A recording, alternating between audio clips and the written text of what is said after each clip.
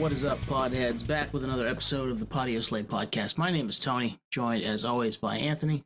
How we doing? Tony, you doing good? Yeah, man. I'm excited for another fun conversation that we did. We're doing the intro like maybe, I don't know, a week, 10 days later, but the combo was awesome. And it's always good to get a repeat guest in here and somebody that we've met in person and talked with a couple times to big up their new record coming out. So it's exciting times here around Podioslave. So who is that guest? Like, I got to know. I mean, that was part of the convo, but who was it? It was Max Lajoie of Spitehouse. And we first talked to Max in October of 2023. And we obviously saw this summer they announced their new record Desertion out on Pure Noise at the end of this week. If you're listening to this week of release, it comes out Friday. So we've had the chance to listen to it. It's awesome. Max is awesome. We've talked with him before, and this is another fun conversation where we dig into all kinds of stuff. Well, the cool thing about them is they signed to Pure Noise, and that's like a perfect home for them. That's a label that if you said like a year ago, hey, who's a good home for them? I would probably say Pure Noise. Yeah, I completely agree. And we get into how that all happened in the combo here, and we talk about Spitehouse has toured all over the place, whether it be in Europe. Max has gone out as fill-in with Heavy Hex in the past too, over in Europe, and we dig into the creation of the record, the dual hats that Max wears as the kind of producer of the record as well, and then the rollout and the music videos and how that being kind of a different world for them than they had previously done with the self-titled record that came out a couple years back. So this is a great conversation. Max is super open and gives us all kinds of different tidbits around what it's like leveling up as a band. It's funny, as you were talking, I was like, oh my God, I remember. Because again, like we said, this was recorded a couple weeks ago at this point. I remember the story he told about the music videos and the... Yeah, that's towards the end of the episode. It's all time. Check it out. Yeah, and see, that means you have to listen to the whole thing. You do, yes. But yeah, that's something that a lot of people I don't think realize that is just a byproduct of a band continuing on, getting on a bigger label, more eyeballs, more resources. I guess that's probably the best way to say it. More resources behind them, and maybe what comes with that. And because how many music videos have they done for this album? That's a good question. 3, I think. Yeah, 2 or 3. First, did self-titled have any? I don't think so. I think one's a visualizer, and then there's one where Max is like front and center, and then there's one where they did it in the house, which is the story that he tells us. Right on. But yeah, I'm all in on them. We always say if bands are stock, Spitehouse, we would have been all in 2 years ago. I think we would have put our life savings into Spitehouse, and it looks like it's working out. Yeah, and this is a band that when we first heard self-titled, we were both like, man, we got to find a way to get somebody from that camp on, and Max was willing, and then we had a great convo the first time around. So if you didn't listen to that, go check that one out too. But it's fun to watch bands that we have found during the life of the podcast level up and find their way into Pure Noise and grinding out more people hearing them. And I'm happy that more people are in the camp, and I'm happy that more people are being exposed to the music that Spitehouse has created, because we certainly dig it. Yeah, and this record rules.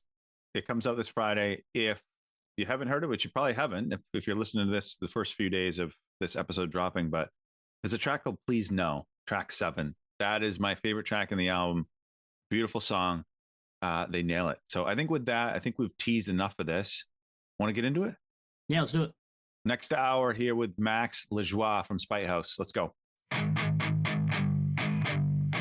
So Max from Spitehouse, it's been... Well, we just talked about it before we started recording. We last saw you a year ago, but we last had a conversation with you almost 2 years ago, if you can believe it. Right. Feels like yesterday. It does, yeah. It's like, where you been? My best friend, Max, where you been all my life? He's been all over the world touring, playing shows, man.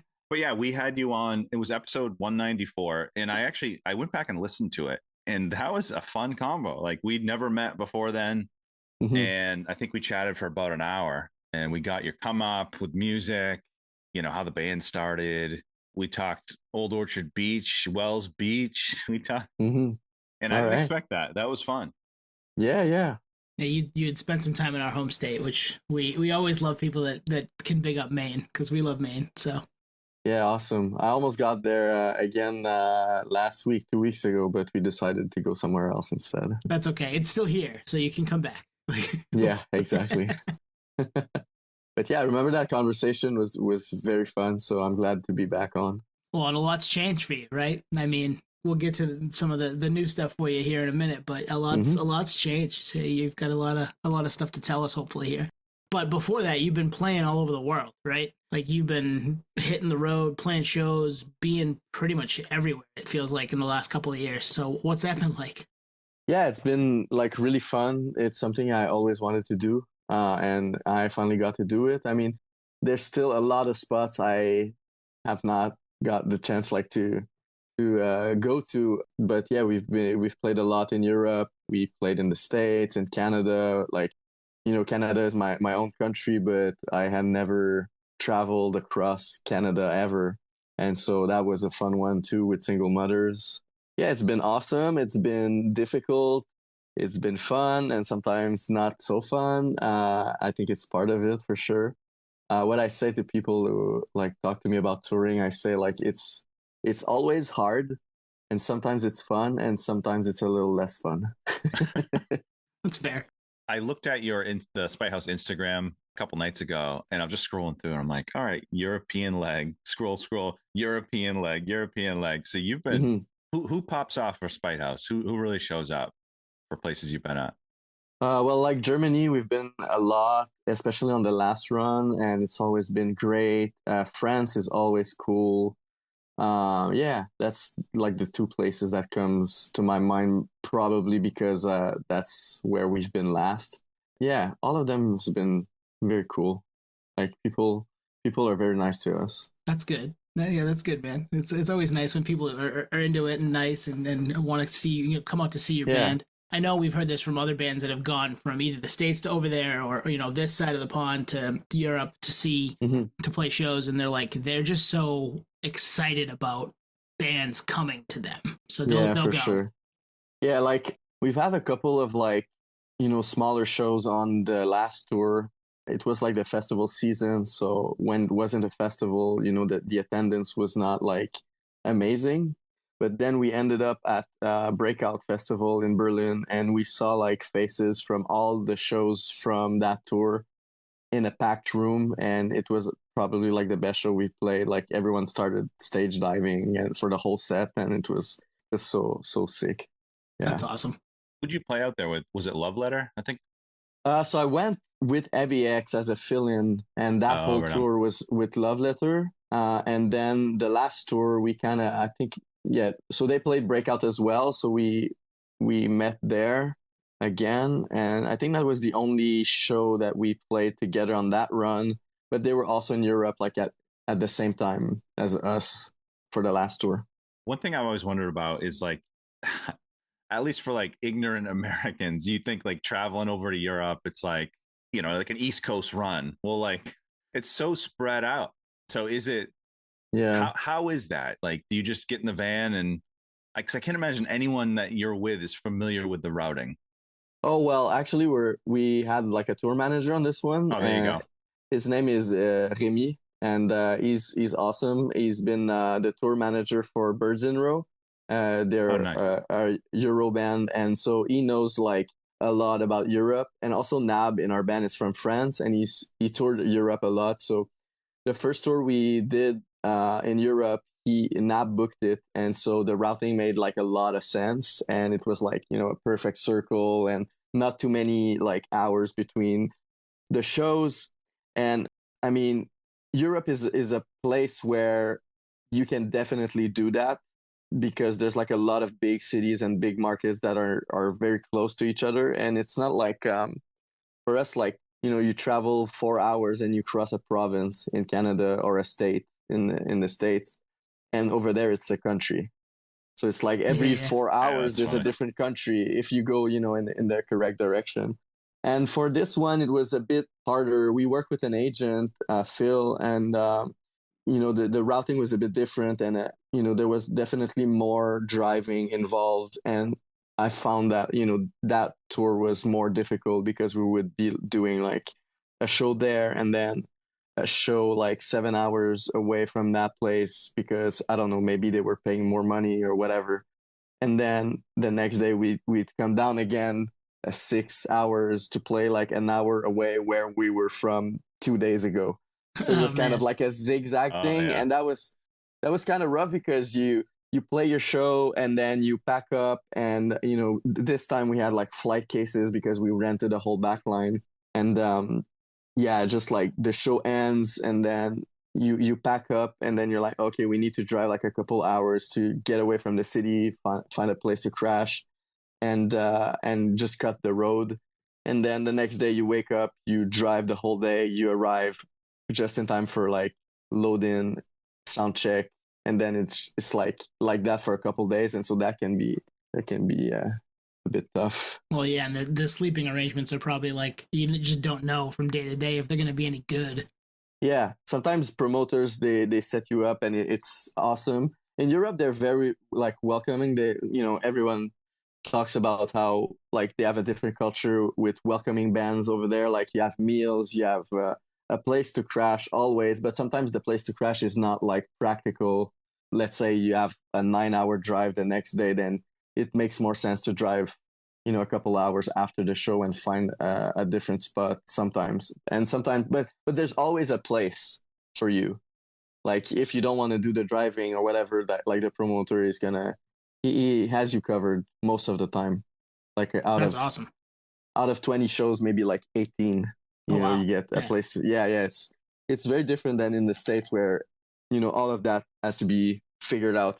Yeah, we're that's the way to do it. Like, take care of your people as they're coming to. You want them to come to your town. Like, if give them a place to stay too. Why not? Yeah, and I feel that goes like in how excited they are of receiving bands from, For sure. Oh yeah. yeah, from another continent, and yeah. Well, I've listened to enough bands on other podcasts and interviews, and when they tour Europe, two things out. I feel like there's a theme. There's like two themes. One is the shows start so late. Like, is that still a thing? Like, yeah, I've heard like, yeah, we can go on till 1 a.m. I'm like, Jesus, I'm Oh, in really? bed 3 hours ago. Yeah, that sucks. Yeah, I can't do I that. don't know. I didn't notice that. I hate punk time. Yeah, No, I like if a show would start like the band I'd want to see would start at 1 a.m. I'd be so bummed. Like I would be 100%. so tired at that time, and I would probably leave before seeing them. So Yeah. I don't want to do that to people.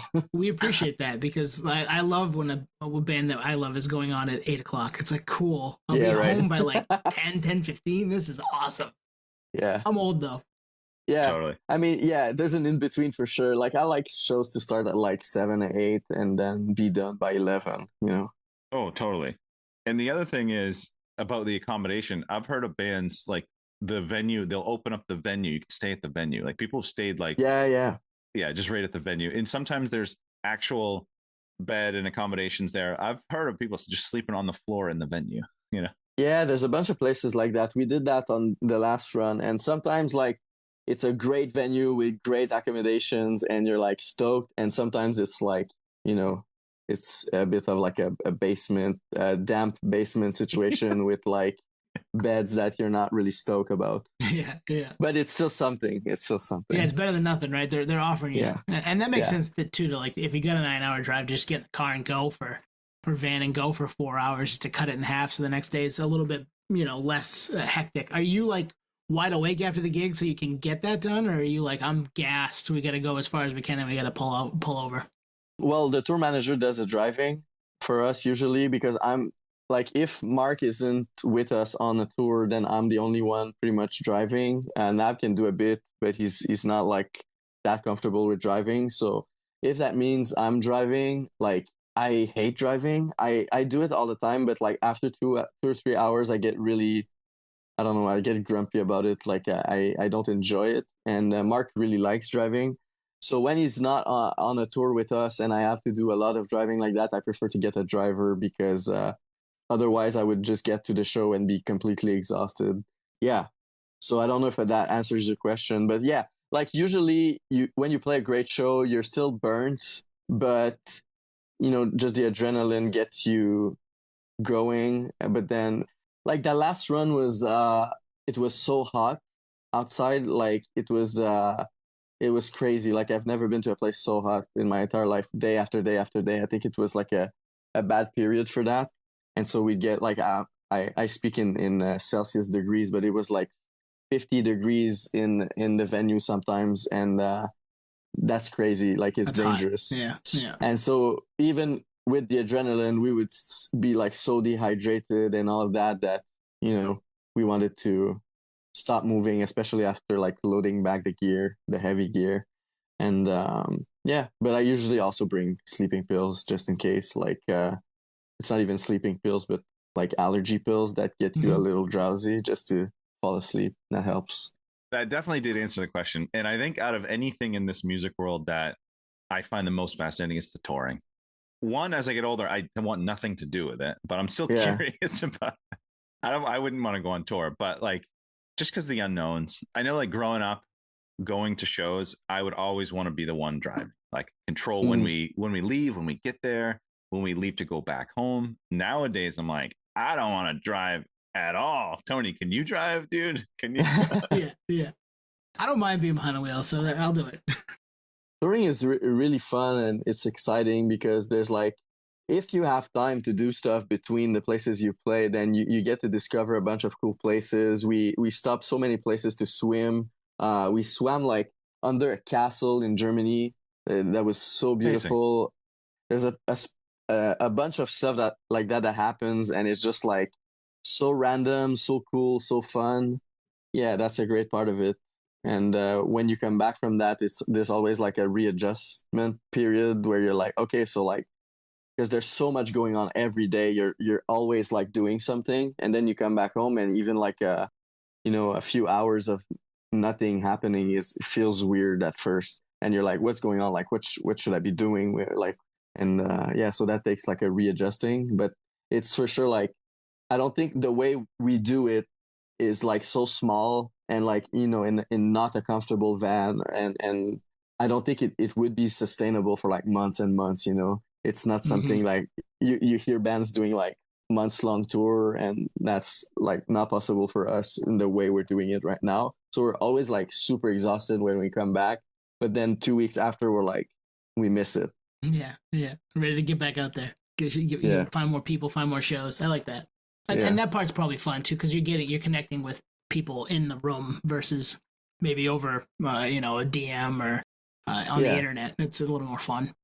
Yeah, absolutely. Way more fun. Yeah, to see that it's actual people.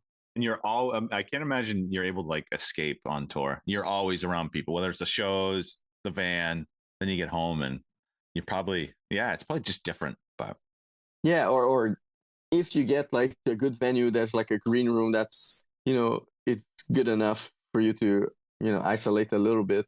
But now I understand, like when I was playing local shows and you see a band and they're kind of like, I don't know, they seem like dicks or whatever. It's just they've been touring, and they like 100%. Maybe they don't care about like making friends at that moment. They just care about like finding a place to sit down and have a cup of tea to enjoy, or not even to enjoy, but just to like recover their voice or whatever else is going on. And now I see it totally different. Like if a band, a local, like you play a local show and then the touring band is like not super like friendly and coming up to you and asking you questions. I totally understand now why a band would be like that on tour. Makes sense. Yeah. Let's pivot a little bit. Let's talk. How did you guys end up on Pure Noise? Did you send stuff to them? Did they come knocking? How did that end up happening, man?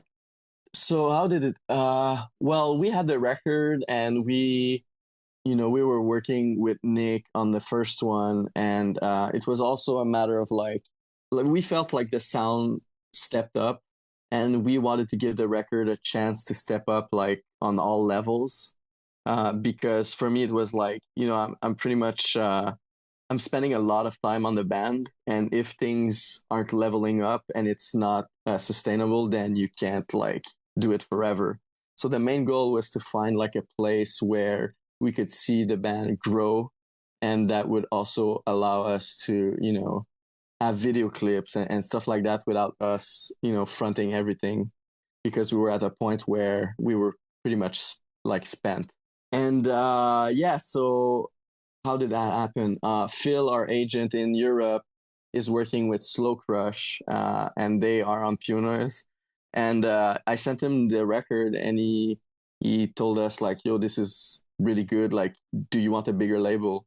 And I was like, "Well, we haven't discussed it yet, but like it seems Well, like it yeah. would be something worth exploring, or at least like know what what could be there for us." And so he said, "Well, I have a few contacts at Pure Noise and those other labels, and we can start trying to get a conversation going." And so I sent it to Pure Noise, and that was when I was on tour with AVX as a fill-in. And a couple of weeks later, he just asked like, "Who recorded this? How much did it cost?" And that was the email. Wow.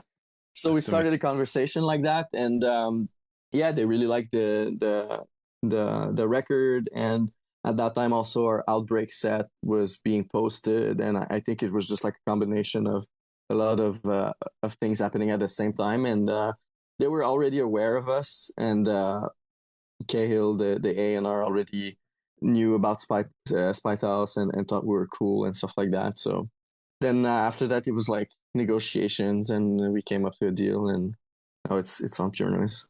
Yeah, it's exciting because, like, you're right. We feel like we see it, which is awesome. I mean, we were paying attention a little bit before that, and we weren't obviously as super early adopters, but we caught on to you a couple of years back, and to see like other people starting to see it is cool. It's like, yeah, man, they're awesome. You should be on board. This is great. But yeah, that's great.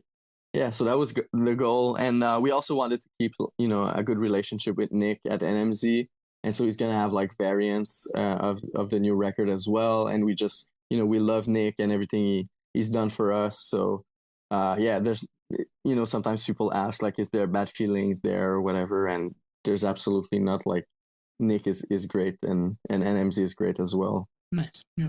I love what you said earlier, which is you always kind of want to level up, and I think a lot of like hardcore music fans, not hardcore music, but like dedicated music fans understand that, right? They understand musician, it has to be worthwhile for them. A lot of casual fans don't understand how much time goes into this, and it has to be worth your while.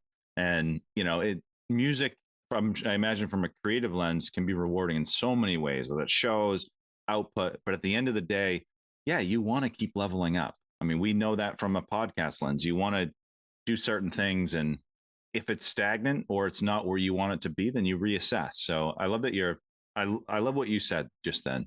Yeah, well, to me, it's like if you're stagnant, you're slowly dying. 100%. So like, true. If it's not getting bigger, it's a matter of time where it needs to stop. And even when you're getting bigger, it's also a matter of time. Like there's a finite time where you can make this kind of music in your life because it takes so much out of you. And so if you're stagnant, it's just shorter.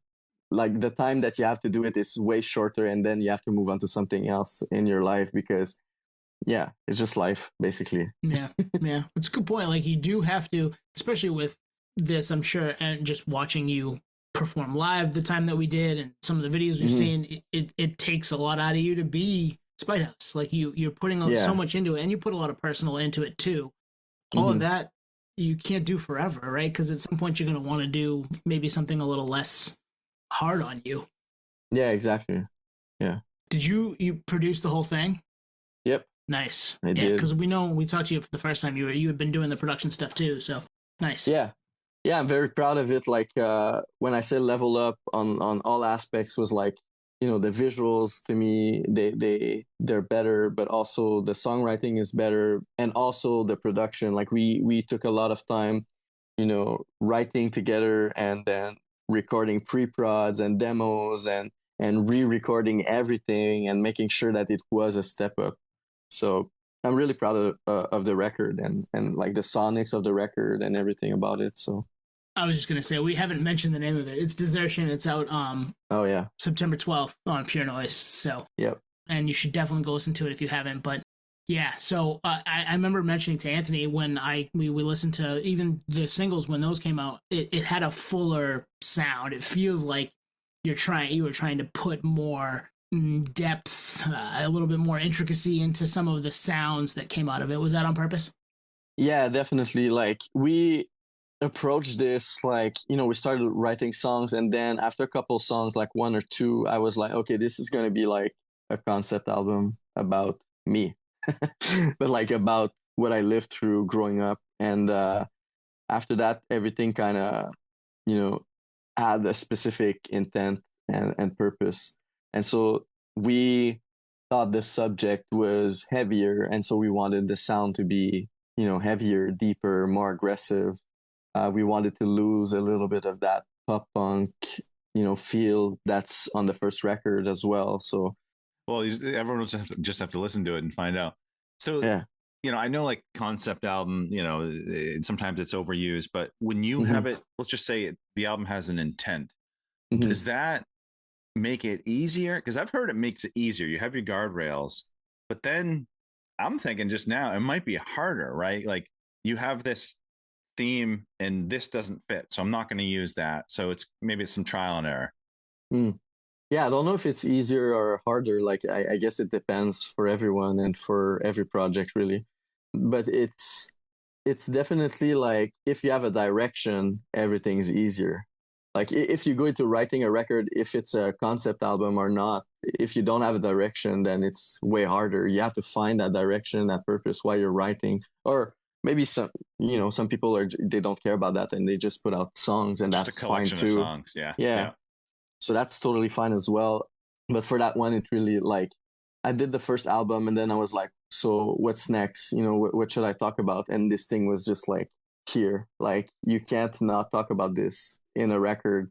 And I won't be able to talk about anything else now before I address this. So that was like pretty obvious to me that I needed to do this to express and to give myself like perspective on the events. And yeah, I was also at a point where I felt a little was like stuck in life, and I wanted to understand why and how to like grow out of it. And yeah, that whole process was like part of that for sure. Do you feel like you've accomplished that, the growing out of that kind of phase that you were in? I think so, yeah. I think it's I found answers for sure. I wouldn't say like I grew out of it completely, but I found the answer that, more like accepting that it's a part of me, and accepting what comes with it, and how to navigate life with that in mind. I mean, we've listened to the album actually a few times at this point, Mm-hmm. and it comes through in the record. I think there's I'm trying to think of the word, like an authenticity that comes through. That definitely comes through. And you're right. The album it is not just a collection of songs, and sometimes the listener can decipher through that. Sometimes they can't. In this instance, like it does not feel. It feels like a cohesive album. And I think at this point, as the time of recording, what's out right now? 10 Days is out. Yeah. Stale Change is out. And Dessert, I think is that right? And Desert, yeah. Desert's out. Yeah. Those are good representations of the album, but I think it's absolutely a cohesive listen. You accomplish that from Tony and I's expert, in quotes, expert opinion. Yeah. Armchair expert, armchair quarterbacks over here. Well, thank you. Yeah, appreciate that. Yeah, it's really good, and I feel like it does pick up where you left off with the self-titled, as far as like, okay, we're going to level up here. We're gonna try to do more than what we were able to do originally. We want to give you a little bit more fuller sound. We want to give you a little bit more focus on what we're talking about, and it definitely feels that way in listening to it. Awesome. How's the pressure from LP1 to LP2? Did it exist? Well, people like the first album, and yeah, the pressure was like, let's not make something that sucks. But Fair. like yeah, I feel like LP1 is a level we set for ourselves, and then it's always the question like, how can we do better? And so that kind of pressure was there. But I was asked on another podcast, like, what do you want your fans to feel, or like your fans, whatever. That sounds weird to me as well. But like just people listening to the record, what do you want them to feel? And I answered by saying something like, I don't really care because I wrote the record for myself. And so, yeah, like the pressure is there of like, on ourselves. Like it's not like external pressure. It's more like, Right okay, on. how can we like, yeah, like I said, like level up and make something interesting that we think is cool. And yeah, I think like when we had the collection of songs and we were like hearing the demos, we were like, okay, this is special, and we're happy with with the songs, and we like them, so we're gonna release it. I love the, and it's not coming from a place of disdain for anybody else, but I love the, we're putting this out. I'm not really worried about what they think about or what they feel. Like, I'm making Mm-hmm. this because this is what we want to make. And Yeah. I feel like we've heard that a lot this year in our conversations with different artists over the years, especially this year, where if you're making something to try to please everybody out there, it's gonna sound that way. And if you're making Mm-hmm. something that you want to make, that you are fully invested in, it's gonna sound that way too. And that's the stuff that we gravitate towards. So that's awesome. Yeah. Yeah, definitely. And like, I mean, I haven't done that, but I'm sure it's also an interesting process to like, I don't know, think about who's gonna listen to it, like who you want to listen, like who you want your audience to be, and then write a record to suit what you imagine that person to be. But I feel it's like it's very hard to guess, and also Oh, yeah. everybody's different, and also like that kind of dilutes the point of making music, in my opinion, for where I'm at in the way I create music. But yeah, I don't know. Like I try to not put like a, how do you say, like a veil in like any kind of like way that people create, because I'm sure there's like an interesting way of doing any music anyway.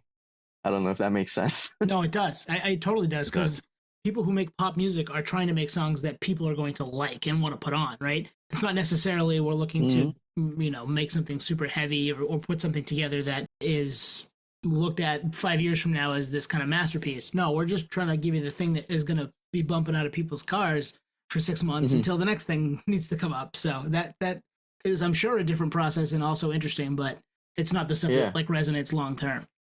right. And also like I'm sure pop artists, a lot of them do it because they love pop music and they want to create something they like as well, but it's just in a different genre. And I would assume that would make for better pop music. But sometimes it's just not the case. Like there's no real intent, and the song is good, and that's it.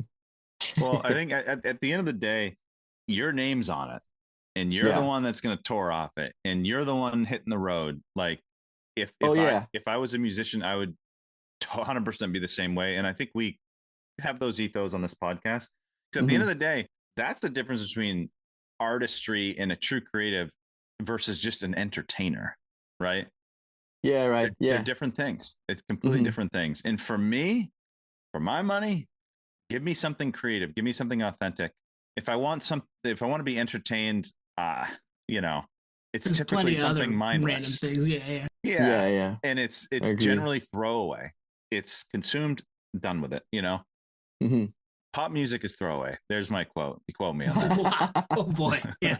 Some. I mean, there's some that's lasted over the years, but yeah, I would agree with you. As far as it's just not stuff that we typically listen to or run through and spend the time that we would spend on a record that you put out, Max. Yeah, I Mm-hmm. must have listened to self-titled. I don't know how many hundreds of times at this point. So that just doesn't happen with the pop stuff with maybe a little less intent behind it, I guess. Mm-hmm. Yeah, and there's also like a different way to think about pop music. If you're just like thinking about structure, let's say, then you could argue that Spiderhouse is a pop band. Yeah, yeah, absolutely. There's a lot of verse, chorus, verse, the structures. Yeah. And Tony, when he listens to it hundreds of times, he listens to it on different devices to up the monthly listeners. So Yeah. you can thank him. Oh, awesome. There you go. Making me sense every day. Oh man, yeah, I'll try the best I can. Thank you. Creatively, is it? I remember first time we chatted with you, you guys are three-piece, same three? Yeah. Right on. Yeah. See, that must help too, right? Because Yeah. you've done it before. And then all this while you're working with other bands. So over time, had you ever worked with your bandmates before Spite House? Mark, yes, Right but on. So not that like in helps a too. Yeah. not in like a serious way, but he was in a D-beat band called Dark Circles, and we went through recording school together, and he started that band at that time. So I was like helping him out with some of the recordings, and I knew his style of playing, and I saw him play a bunch of shows, and I just loved how he played. And now I didn't really know him before, but it's just like we share so many similarities in our taste in music. And yeah, it just has like great instincts for parts and ideas that makes the songs better. So I gotta ask on the production side, and I've asked this question of other people, and I'm asking it for me. I don't care if the listeners like it or not. This is for Tony. Screw you all. But as someone who does some audio stuff with the podcast, if you're creating anything music, whether it be a riff or a chorus or whatever, you're also on the production back end of it too. How are we going to make this sound good after we're done doing it? When we're having this conversation, I can't help but think, how am I going to make this sound good when we're done doing it?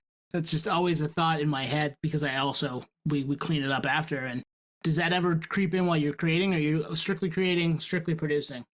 For me, like I write a lot on an acoustic guitar, and I like complex chords. And because we're a trio, I find that these sound better and more full as a 3-piece than just power chords and stuff like that.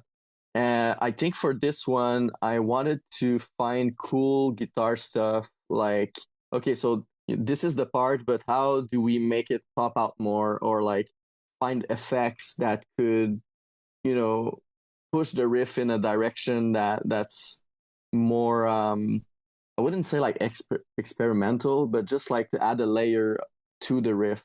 So there's been a lot of like tremolo use, like the effect, and panning effects and stuff like that.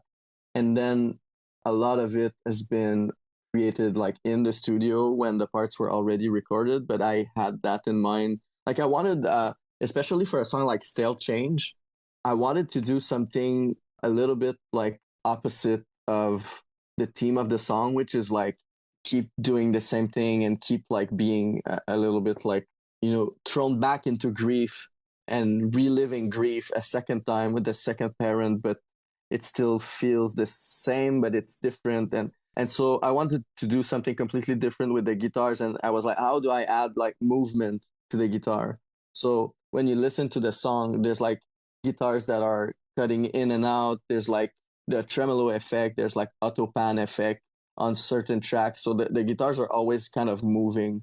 So that was something I was thinking when I wrote the song, like, oh, I want that kind of movement. And I guess that's a production thing. Yeah, that's exactly what I mean. Yep. That's amazing too. I can't wait to listen to that again to try to pick that out. In headphones. Yeah, get those headphones out. And the goal is always to not make it like super obvious, because I find like when I was younger and listening to records, it's like, oh, you listen to it like for, I don't know, the 50th time, and then you're like, oh shit, like the guitar's doing this, or like there's a added part that you didn't hear before that now you hear. And so it's important to me to not be like super obvious with the effects and stuff like that. I know, like almost like little Easter eggs. Like I remember growing up, big Glassjaw fan, Tip Your Bartender. It wasn't until like years later in headphones where I realized the first riff, it's like dun dun dun dun dun, dun in this year, and then dun dun dun dun this year. I'm like, holy shit! I apparently like my 2000 Ford Escort didn't do that. It was only a headphones thing. The hog, baby. But I'll tell you, as something out, even on the 10th listen, and I'm going to listen to it again with different ears. It's I love that shit. Yeah, hell yeah. Cool. So yeah, the record is out Friday, 9/12. How's the rollout been for you? You've enjoyed kind of the more bigger, fuller rollout than you've had in the past? Music videos, all that stuff? Well, it's very nice to do it that way. I like it. Yeah. But it's been crazy because like the videos and stuff we didn't have before signing with Pure Noise, and everything like moved faster than what we expected, because we were told, oh, you start talking with a label, then it might take like 6 months or whatever. And then that wasn't the case for us, and we had like a end of October release date in mind when we started talking with them, and then everything got pushed like a month early. And so I was like shooting a video, going on tour, coming back, shooting another video, going on tour, coming back, shooting another video. And all the deadlines that we've had to follow, they were like, we almost missed all of them, but always found a way to make it. Like, especially for video stuff, I talked about this in the first podcast, but I'm very like control freak about the band. Like I need to be involved in everything, and video is not like a thing that I'm very knowledgeable about, and so I have to like put a lot of trust in other people. Yeah, it was like a hectic rollout for me. It was just like a full-time job. Oh yeah. But it's fun because I think it's like we got to show songs that highlight certain aspect of the record and really give those songs a proper I don't know like a proper platform for people to learn about them, and it kind of gives the song a life of its own, separate from the record, and I really like that. When I was growing up, it was like videos on MTV and Much Music, and that's how you discovered bands really, and so that it's kind of reminding me of that time. Yeah, instead of MTV or Much Music, it's Instagram, right? You check our YouTube, you find them in those spots now. So, but it's the same idea. Yeah. Yeah, and I like the way that it kind of develops the visual identity of the record, and it kind of pushes the ideas of the song in a different artistic territory with the visuals and all of that. So I really enjoy doing rollouts like that. I know some people are like, we just want to hear the record, which I feel that way too about like certain bands. So yeah, it's all we've good. joked on this podcast numerous times. It's like, don't give us the 9-month rollout, but sometimes, especially if you're new to a label, and a lot of people who follow Pure Noise maybe didn't know about Spite House, or did but had never checked you out. Now they get a little bit more of a chance to do that, so it gives them a chance to kind of prime and be ready for the record. So obviously, you're a songwriter. You're writing the songs. You're producing the songs, and like the visual stuff is new. Were you involved in like the artwork and the themes of the music videos? Were you pretty involved there? Yeah. I was the control freak aspect of me. Can't relate. Yeah, I understand. For the artwork, we wanted like some continuity. So we asked the same artist, and he came up with a bunch of different ideas. And then we talked about like the whole concept of the album, and we found like some underlying themes in there. And it was like, okay, so this is about like construction and deconstruction and rebuilding and destroying again. And so we went in a way that's like that's the visual for the art cover. It's like a weird thing that was built and then destroyed, then rebuilt, and then put in an art setting, like in an art gallery setting. And I think it's kind of like a good representation of the record. And yeah, the vinyl is like, we got a few copies last week, and it's so cool. It's like a gatefold. And there's like many steps of that artwork being built and destroyed that is part of the gatefold when you open it. That's sick. Yeah, Dom did like a really, really good job with it. And it's like, it's something you see, and again, it's like, I find it's not like visually beautiful necessarily. Like, it's something that catches the eye and you're like, what the fuck is this? Well, then you hear the story and you're like, oh, I mean, me as a person is that I've been broken and built back up and broken and built back up. Yeah. So it makes sense. Yeah. So that's for the artwork. And then for the first video of Desert, there's a song on the record, and it's about me. Well, that's the song actually. There's a couple songs because it goes like in chronological order for the first half of the LP. But it's like about a broken house, a broken home, and so I wanted to find that, and that was a crazy story as well. Like just finding the location. I don't know if you have time for like to hear the story. Absolutely. I don't know. Maybe Let I it rip. just think it's interesting, but yeah, I found like a website where people put their spaces on there for you to rent for video shoots or for whatever you want. I'm sure porn's been done in like with the help of that website, because a lot of the ads that you see is like no porn allowed. So I'm assuming there's a lot being done. Yeah. Anyway, so we find like this haunted house, not too far from my place actually, and we went there, and the location was great, and we entered the house to visit, and that was like after the host canceled us and then rebooked and blah blah blah, and then we arrived there and we noticed that like a lot of people were actually living in the house in separate rooms, and like the house was not like on the ad. Like on the ad there was like a big living room and all of that.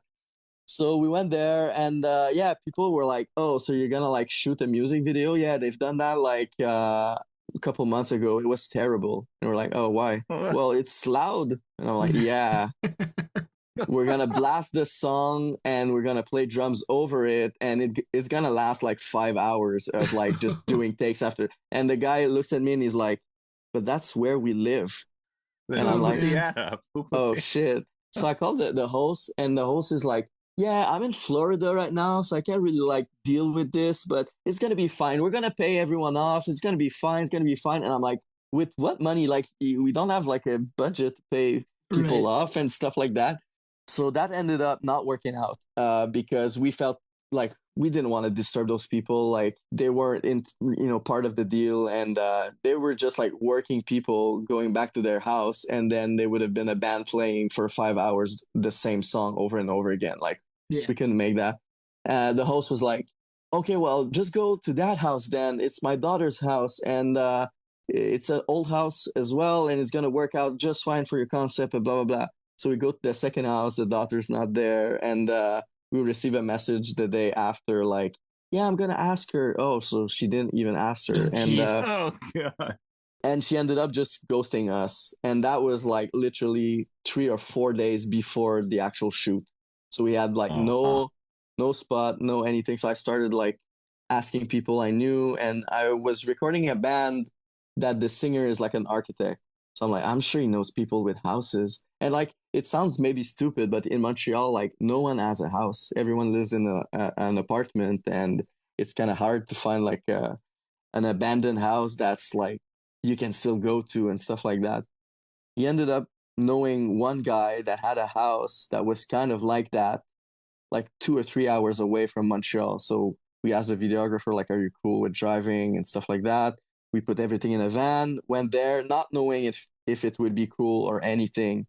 And yeah, so that was the video for Desert. And it ended up being pretty cool. And the house was like built by franc-maçon. How do you say that in English? Like Illuminati kind of shit. Like yeah, I'm not sure. Freemason. Okay. I was gonna say Freemason. Yeah. Yeah. So the guy who built that house built the whole city that the house was in, and he was a Freemason, and there was like a lot of weird stuff in the house.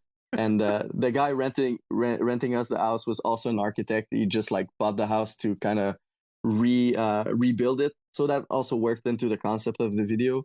And but it wasn't. So it was like kind of destroyed, and it was perfect for what we had in mind. So that's the story behind it. But it was very. They knew you were coming. They knew you were coming. That's half the battle. Yeah. Yeah. Oh man. So that's the story behind one of the videos. Very stressful, but it worked out. Well, that and when you were saying like we were on tour and then we were doing video on tour, do video, and then you have that kind of thrown at you like, yeah, well, we don't have a place to do it, and it's in 3 days. That's crazy. Yeah, so yeah. It's good that it worked out, but man.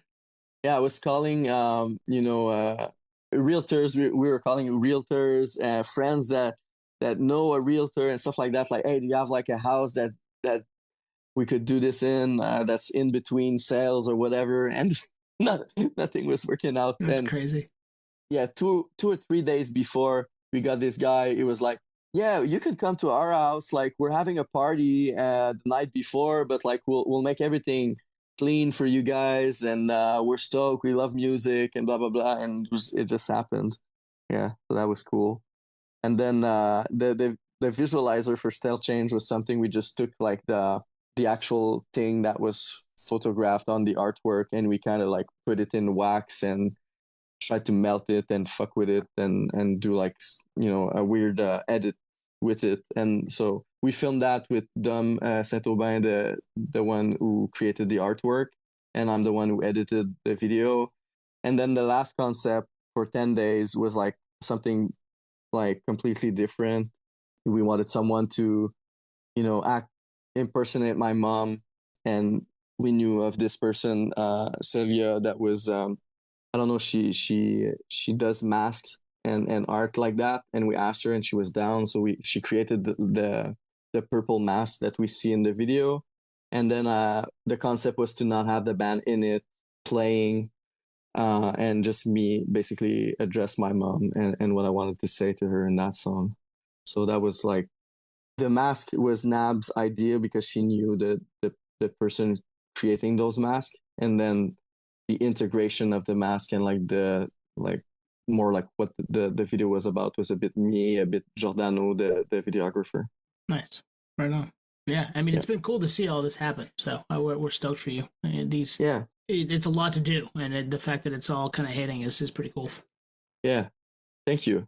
The 10 days video was like very hard for me to do because I'm someone that's learned not to be shy, but I'm very introvert, and the fact that the concept was around me being like talking, like singing to the camera in slow motion was like, oh, I'm gonna be in there a lot, Yeah. and like every time someone reposts the video, it's like me, So that was you just keep seeing yourself, I was like cringing a bit, but then whatever, like it is what it is.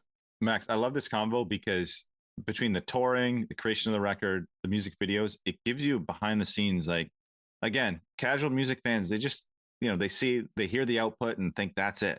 There's so much that goes into this. It's so the logistics of all of it. On tour, come back, record videos, have two hosts, ghost. It just, there's a lot to it on top of, and I'm sure some people have day jobs and you're probably trying to record bands and all this. So yeah, we appreciate it. And I think our listener, we've learned enough of the demographics of who listens to this podcast. They certainly appreciate it. Hell yeah. Well, yeah, it's fun to have like a platform to talk about these kind of things, because it's true that like when I was, younger and listening to bands, it's also like what you see is like, what you hear on the record, and then whatever's available to you is all that you can know about it. Yeah. But I was always like hungry about the process of how it was recorded and how did they make this video and how did they do this and that. So it's fun to have like places like podcasts now it makes it like easier to get that information. Yeah, I mean, that's why we started it. We wanted to know these things. We wanted to talk to people like yourself who make the stuff that we like, and we want to know how you did it. Like, tell us all the stuff. It's awesome. We love it. Hell yeah. So you're going on tour through Canada, right, with Heart Attack Man and the Dirty Nil. Yeah. And that's anything else after that, or is that what we've got right now? You got to keep the other stuff under wraps. We're doing a couple of shows with Slow Mass in October that was announced like last week. Yeah, last week.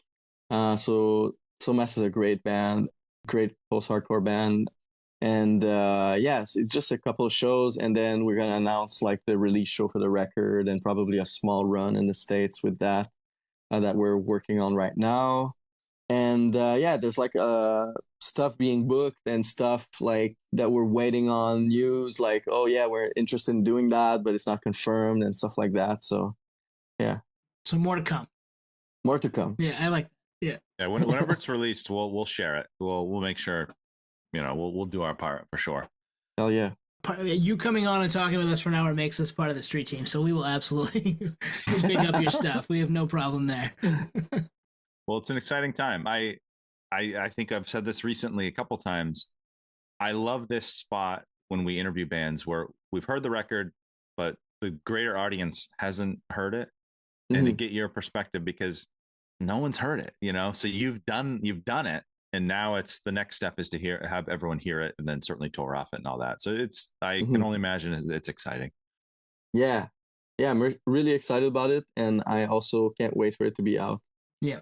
Coming soon. And if we're dropping this Monday, it'll be out Friday. So go pre-save it right now if you haven't already. My assumption is you probably have, but if you haven't already and this is your first time hearing about this, please go pre-save it and listen to self-title while you're waiting.